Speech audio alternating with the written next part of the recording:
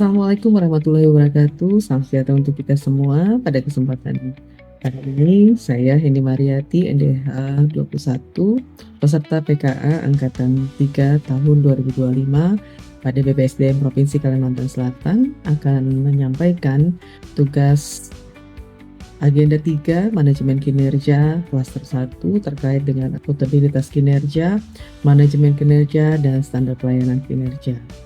Pada kesempatan ini saya akan menyampaikan lesson learn mengenai yang kami ambil topiknya adalah penguatan akuntabilitas kinerja, manajemen kinerja, dan standar pelayanan kinerja untuk meningkatkan capaian kinerja jalan dan jembatan kondisi mantap di Kabupaten Kapuas.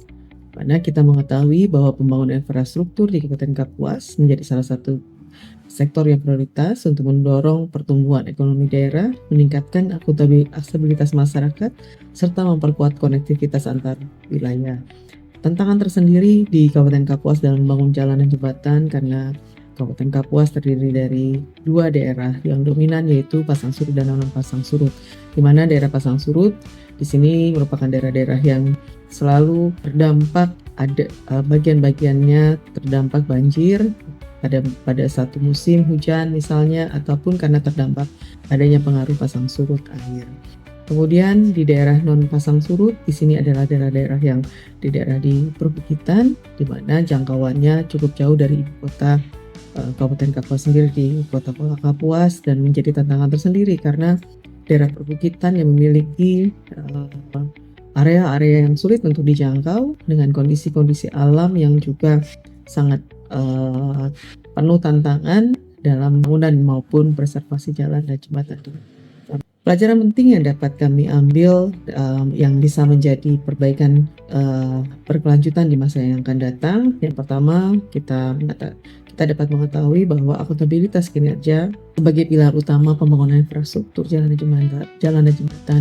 Yang kedua, penguatan manajemen kinerja. Ini mulai dari perencanaan hingga evaluasi. Kita harus mengedepankan perencanaan berbasis kinerja. Kita melakukan pengukuran dan monitoring berkelanjutan, di mana di dalam perencanaan berbasis kinerja, pelajaran penting bahwa perencanaan kinerja akan lebih efektif jika melibatkan database lain kondisi infrastruktur yang valid dan terbaru, di mana pada bidang-bidang marga kita sudah menerapkan survei kondisi jalan setiap tahunnya, dan perlu adanya analisis kebutuhan wilayah secara spasial. Ini bentuk-bentuknya peta-peta yang ditampilkan melalui berbasis GIS. Yang ketiga, kita akan melihat lesson learn dari standar pelayanan kinerja, di mana standar pelayanan kinerja meningkatkan kualitas dan kepastian. Kita perlu menstandarisasi pelayanan di bidang infrastruktur, menerapkan standar pelayanan minimal maupun standar pelayanan teknis. Kemudian kita perlu menerapkan sistem pengaduan dan umpan balik, di mana kita perlu adanya kanal pengaduan dan sistem penilaian dari masyarakat terhadap kondisi jalan. Kemudian kita perlu membangun kolaborasi lintas lembaga dan stakeholder. Penguatan kelembagaan di sini di internal pemerintah daerah sendiri, ini kita perlu membangun sinergisitas antara Dinas PUPR, Bapperida, Inspektorat, dan mitra pelaku usaha di konstruksi maupun di masyarakat penggiat di konstruksi. Dan kita juga tidak melupakan peran masyarakat dan swasta, di mana kita perlu membangun permodalan padat karya.